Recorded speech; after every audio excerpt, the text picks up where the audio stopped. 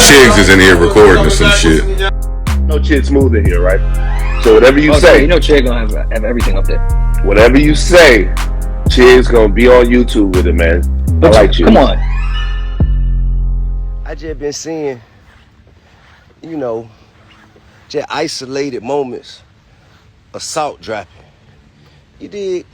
And I want to say this, and I'm going to be very careful with my wording because I don't want this to sound adversarial in any way. Because I ain't really got no problem or no issue with you. None of you people who dropping salt on my name, because salt kills snails, not players, all right?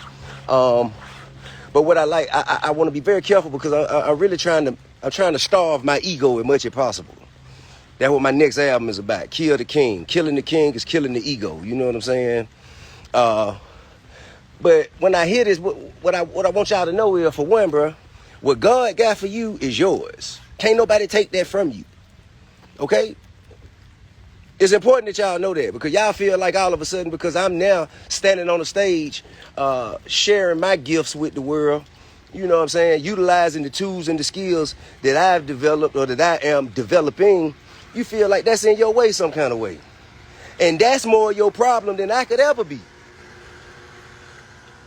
The fact that you think that somebody else doing something that you doing is going to stop you from doing what you need to do to get where you need to be, nigga, that's your problem right there. Like, okay, so I have a lot of respect and admiration for a legend and a GOAT in the comedy shit. His name is Godfrey. All right? His name is Godfrey.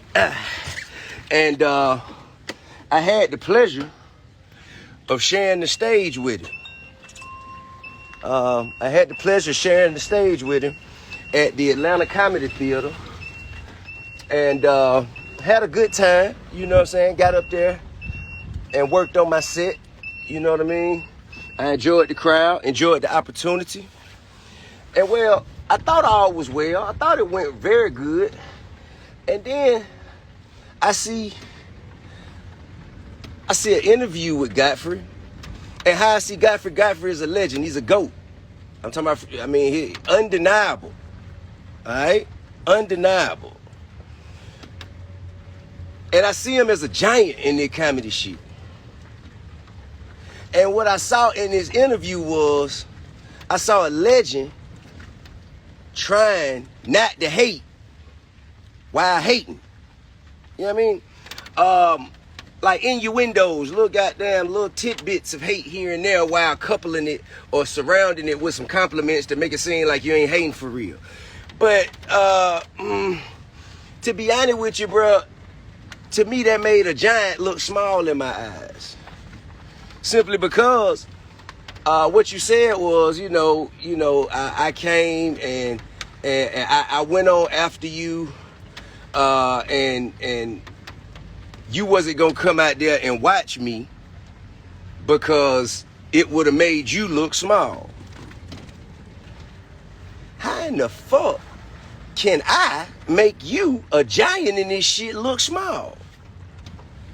What the fuck? Why would you even be thinking like that? Okay, now we share a pleasant exchange that I appreciate and still value the moment to this day.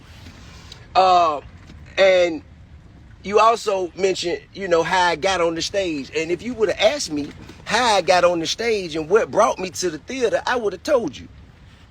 I just happened to have been in a real estate development meeting with 3 people who were each worth or responsible for over $1 billion in real estate internationally.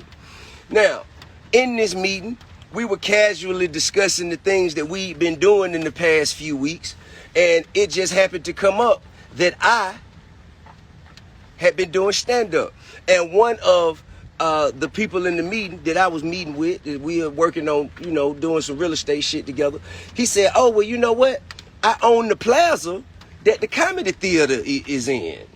Why don't we just go up there, man, and you do your thing, man? I want to see what you got going on. Because we're working on a real estate development play that will include a comedy club. Okay? So he say, I guess he wanted to just see that I was serious about the shit. So he said, man, why don't you come on up to my spot? You know, the person who rents from me out of my plaza happens to operate a comedy club and it's open now. So let's come on up there. Let's go on up there and do it. And that's what we did. That's how I got on the stage, bro. It wasn't because I wanted to come to Godfrey show and go on stage after he came off, my man.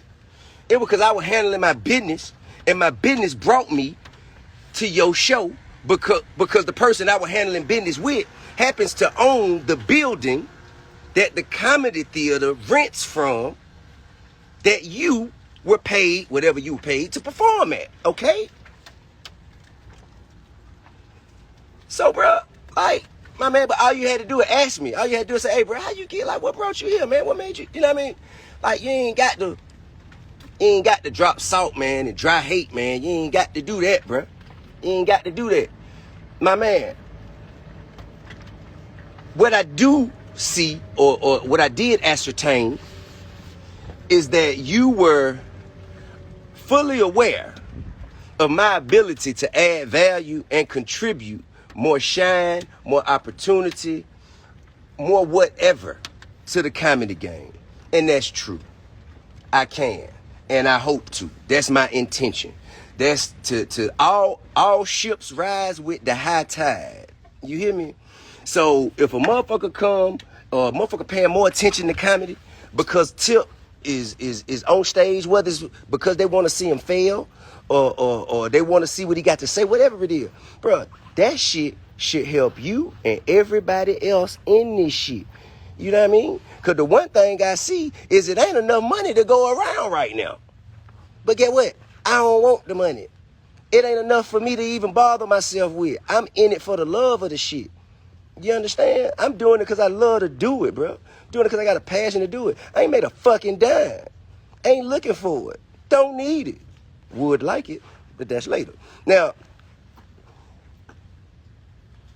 what you are failing to do is recognize someone who could be an ally, someone who could be an asset, someone who could add value, and you misrepresenting that as opposition. Bro, I'm not your opponent. You talking about, you know what I'm saying, you've been doing this and how long you've been doing it, and for somebody to come on after you were headlining.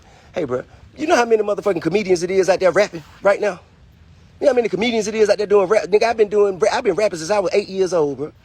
It took me probably 20 years to goddamn get where I wanted to be. You dig what I'm saying? Now, if a motherfucker was to bring a comedian to an arena, the owner of the arena was to bring a comedian to that arena after I had done got through ripping my motherfucking, my set, and I done got paid, and I'm leaving or exiting the stage, and they say, hey, let my man go on there and do his thing. What I'm going to say is, shit, if he got the nuts to get out there, I just smoked that motherfucker, let him go on and do it. And another thing you said in your little interview is you said that he's not a comedian. And had you taken the time to come to the stage, which you said that you would not do and you should not do, but I disagree, you would have heard in my set I say, I am not a comedian. I'm a superstar. There's a difference. There's a difference. You would have heard that, bro. Like, I'm really just, man, because to be honest with you, I'm still Tip. I'm still the same Tip. The same motherfucker who they said couldn't be the king of the South and back in 2000, 2001, that shit made it personal for me. And that's why I'm the king of the South today, because I took it that serious, because they said I couldn't do it. And that's what y'all nigga bringing out of me. You hear me? And I'm in this motherfucker for peace. I came in this motherfucker for peace and tranquility. You understand? But what y'all doing here, you poking the bell. You poking the bell. I'm still Tip, bro. This shit still go up. But with a lot more discernment, you know what I mean? With a lot more discernment, a lot more thought, a lot more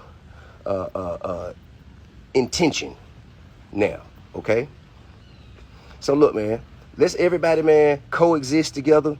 Everybody help each other. If it's a way I can help you, man, just shit, man, tap me on the shoulder and talk to me about it, bro. Don't drop salt and hate, man. Don't do that, bro. Don't do that, bro. Because that's going to make me look at you different. And once I get to looking at you different, I ain't going to be able to look at you the same ever again. I got a lot of respect for you, a lot of you. So, man, don't let me catch you out there hating because you think somebody threatening your position who ain't even coming for your position.